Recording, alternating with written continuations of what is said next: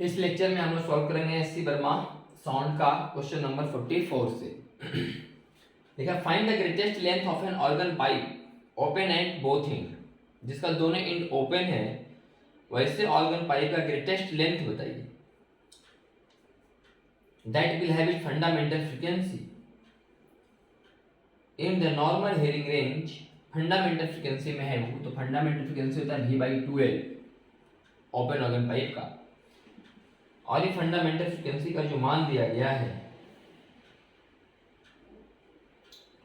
Frequency in the normal hearing range 20 से 20,000 hertz.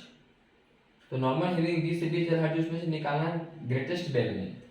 तो greatest wavelength का मतलब हुआ कि वेवलेंथ ज़्यादा होगा तो फ्रीक्वेंसी कौन लेना पड़ेगा हम लोग को, कम वाला। तो न्यू बराबर सिंपल V/लैम्डा। तो लैम्डा का मैक्सिमम वैल्यू तब आएगा, greatest length of an organ pipe open at both ends will have its fundamental frequency in the normal hearing। Fundamental frequency का मान कितना लिया जाए, फार्मूला लंबाई निकालना, वेवलेंथ नहीं। तो फंडामेंटल फ्रीक्वेंसी का मान कितना लें ताकि एल का मान मैक्सिमम आए। एल बराबर हो जाएगा आपका V/2 न्यू। एल का मान मैक्सिमम तब आएगा जब फ्रीक्वेंसी मिनिमम लेंगे।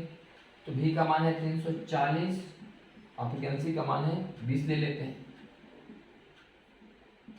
17/2 8.5 मीटर, 8.5 मीटर 45 में।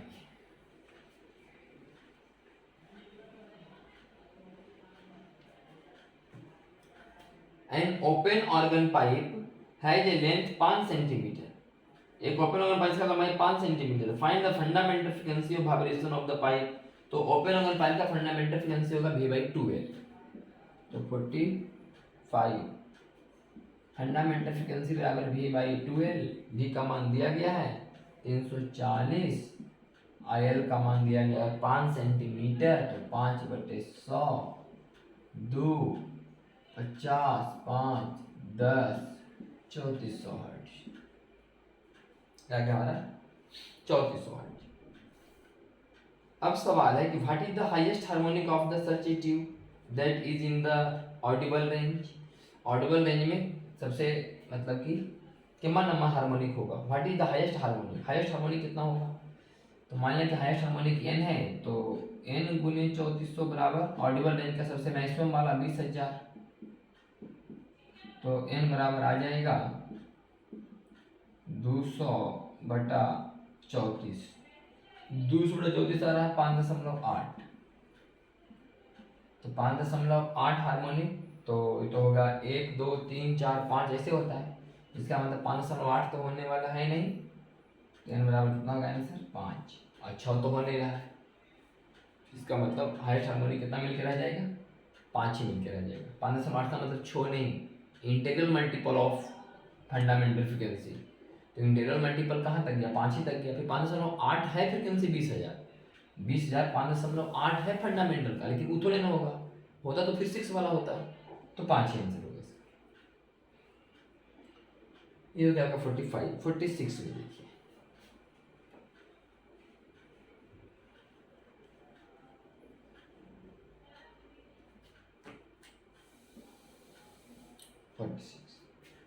N electronically driven loud speaker. एक इलेक्ट्रिकली चलने वाला loud speaker is placed near the open end of a resonance column aperture. Open end वाला पर रखा हुआ, ठीक। The length of an air column in the tube is 80 centimetre. Resonance column में कितना हो रहा है, 80 centimetre. The frequency of the loud speaker can be vary 20 hertz से 20,000 hertz. Find the frequency eight which the column will resonate. तो resonance column तो मतलब close open pipe की तरह बिहेव करते हैं। तो फंडामेंटल बराबर V/4L। तो V का मान तो दिया गया है क्वेश्चन में 320। L का मान 80 सेंटीमीटर माने 0.8। तो 8 × 32 तो आ जाएगा 100।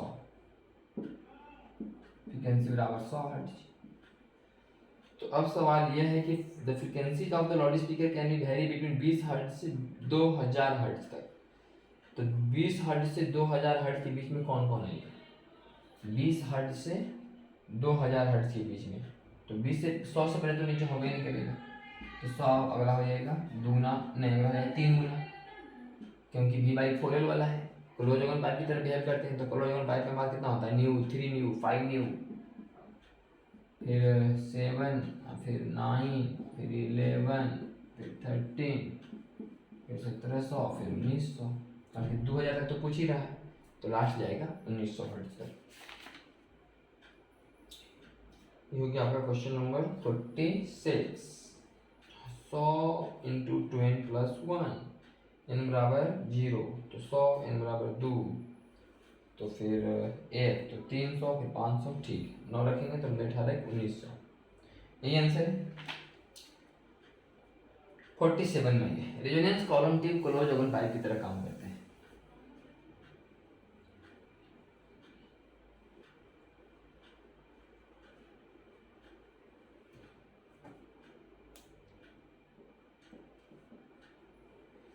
Two successive resonance frequencies in an open organ pipe, दो लगातार फ्रीक्वेंसियां 1944 और 2592। तो दो लगातार फ्रीक्वेंसी के बीच में कितना अंतर होता है? 1 न्यू का ओपन वाला में, ओपन वाला में तो इसको घटा लो तो फंडामेंटल आ जाएगा, तो न्यू फंडामेंटल बराबर 2592 माइनस 1944। क्लोज ओवन पाइप में होता है 2 का अंतर, 1 न्यू के बाद 3 न्यू, 3 के बाद 5, 5 के बाद 7, ओपन में तो 1 2 3 4 लगातार होता है, तो यहाँ से घटा लेंगे तो आ जाएगा हमको 8 4 12, 1 4 1 5 और 4 9 19 और 20 21 22 23 25 648 हर्ट्ज। ये है फंडामेंटल फ्रीक्वेंसी। पूछ रहा है कि find the length of the tube, तो length of the tube V/2L, L बराबर V/2 इंटू 648, V का मान 324 बटा 2 गुने कितना, 2 बार का कट जाएगा, 1/4 मीटर बराबर 25 सेंटीमीटर। ये हो गया 47 का।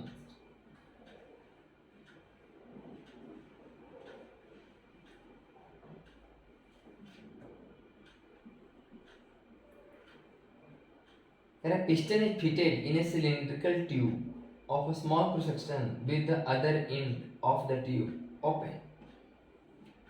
ये ओपन है, स्मॉल cross section में बहुत छोटा एरिया है, डायमीटर बहुत कम है, और यहाँ पर एक पिस्टन सेट किया गया है।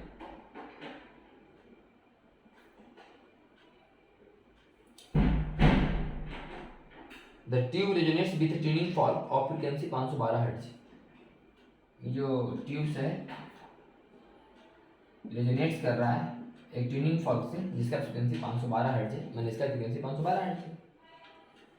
The piston is gradually pulled out of the tube and is found that A second resonance occurs when the piston is pulled out through distance 32 centimetre. जब इसको 32 सेंटीमीटर इधर खींचा गया तो फिर जाके वहीं पर रेजोनेट किया, 32 सेंटीमीटर इधर खींचा गया तब। इसका मतलब है कि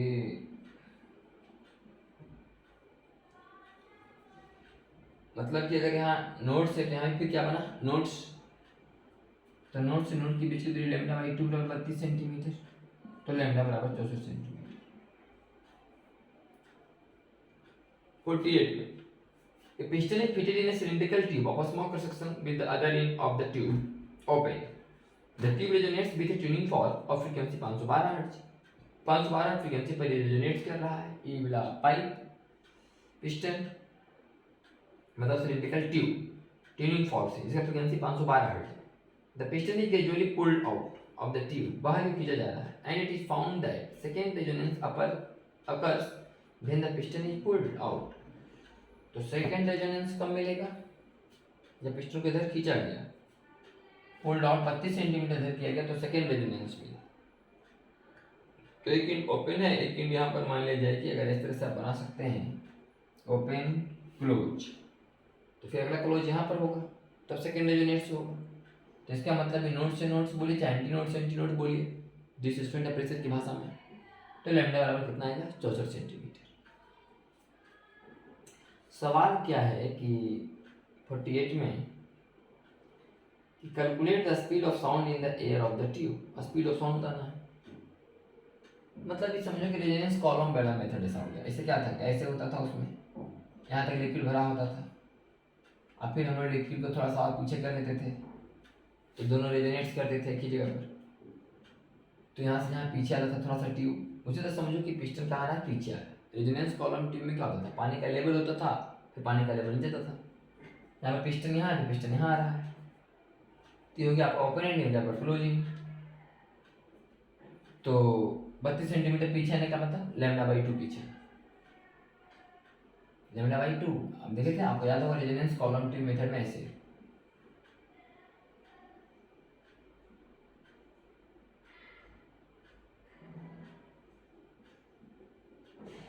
3λ/4 λ/4, 3λ/4 माइनस λ/4 बराबर λ/2।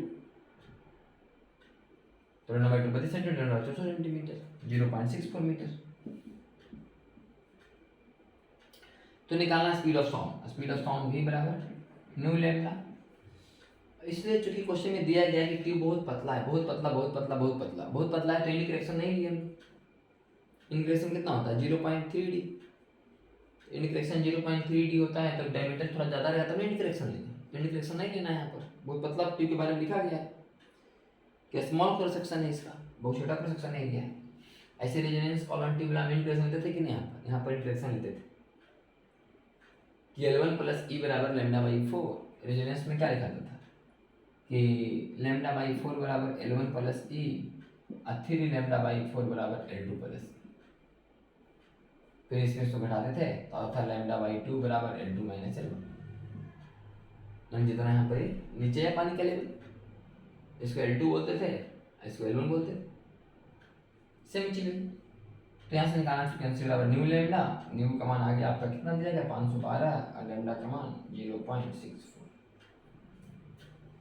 तो 512 गुने 0.64 गया 48 आ रहा 327.68।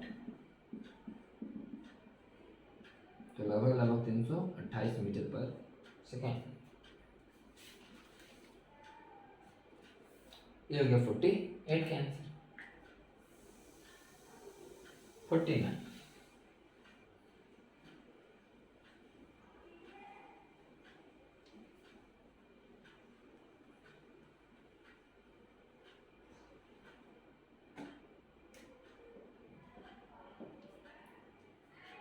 correct। U tube having an equal arm length has button in it।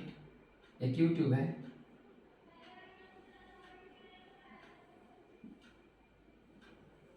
जिसमें दोनों तरफ आर्म की लंबाई अलग अलग है, unequal arm length has water in it, इसमें पानी भरा हुआ है। तो पानी भरा हुआ है तो पानी तो सेम लेवल में रहेगा, पानी तो रहेगा सेम लेवल में।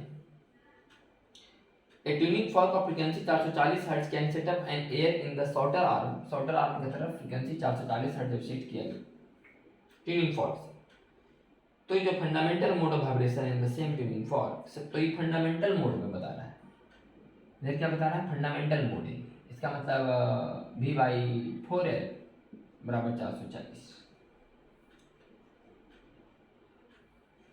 फंडामेंटल मोड है। 440 हर्ट्ज जो है इसका फंडामेंटल है शॉर्टर आर्म की तरफ। And the same tuning fork can set up the air in the longer arm first overtone. जब इसको इधर किया गया कि फर्स्ट ओवरटोन है, यही 440 इसके लिए फर्स्ट ओवरटोन है, यानी 3V/4 है, इसके लिए 3V/4 है। इसका जो है फर्स्ट ओवरटोन है, ये 440 इसके लिए फर्स्ट ओवरटोन है और 440 इसके लिए फंडामेंटल। तो अगर वेलोसिटी ऑफ साउंड 330 हो तो बताओ लेंथ ऑफ एयर कॉलम कितना, हवा की लंबाई बदलेगी, यहाँ लंबाई निकल जाएगा। L1 मान लो, L2 मान लो, इधर का L2 इधर का L1, तो L1 बराबर 4 × 440 बटा वेलोसिटी 330, 0 11 33 1 4 44 4 4 16 16/3, तो आ जाएगा L1 बराबर कितना 16/3 सेंटीमीटर, 16/3 L1 बराबर, गलती तो नहीं कर दिए, गलती कर दिए, L1 बराबर हो गया 300/4 गुने 1600, 4 गुने 440, V/4 गुने 440, तो 0 0 11 3 33 अगर चौका 44, तो 3/16 मीटर बराबर 300/16 सेंटीमीटर, तब आ जाएगा 16, 300/16, 16 नहीं 160 और 16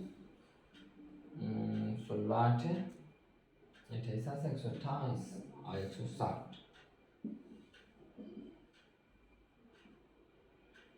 288, 18 दशमलव कुछ आएगा, 18 दशमलव कितना आया 8 सेंटीमीटर के आसपास आ रहा है। तो इधर आ जाएगा L2 बराबर 3 गुने V बटा 4 गुने 440, मतलब 3 गुने 18.8 सेंटीमीटर, 8 × 24 का 4, बाकी बचा 2, 18 × 54, 56.4 सेंटीमीटर, 56.3 के आसपास। ये क्वेश्चन नंबर 49। क्वेश्चन नंबर 50,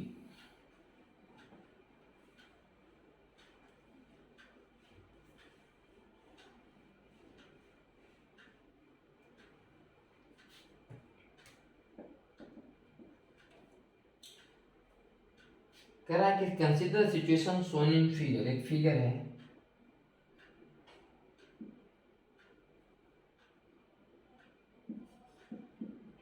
चालीस सेंटीमीटर की लंबा स्ट्रिंग है, the wire which is a mass 4 gram, इस तार का मास 4 ग्राम, लंबाई 0.4 metre, oscillates in the second harmonic, second harmonic oscillate कर ही रहा है, and set in the air column in the tube into vibration of its fundamental mode। ये जो है सेकेंड ओवरटोन वाला, इसका फंडामेंटल मोड, इसका फंडामेंटल मोड, ये तो क्या क्लोज ऑर्गन पाइप की तरह 1 मीटर लंबा दिया गया एयर कॉलम, तो करा कि second harmonic and sets the air column in the tube into vibration its fundamental mode, यही फ्रीक्वेंसी इसके लिए फंडामेंटल मोड, मतलब उसमें इसका फंडामेंटल मोड बराबर V/4L, तो L बराबर इसका 1 मीटर, V/4L इसका V/4 फंडामेंटल, इसके लिए सेकेंड हार्मोनिक, सेकेंड हार्मोनिक का मतलब 2 गुने इसका फंडामेंटल, 2 गुने V/12, 2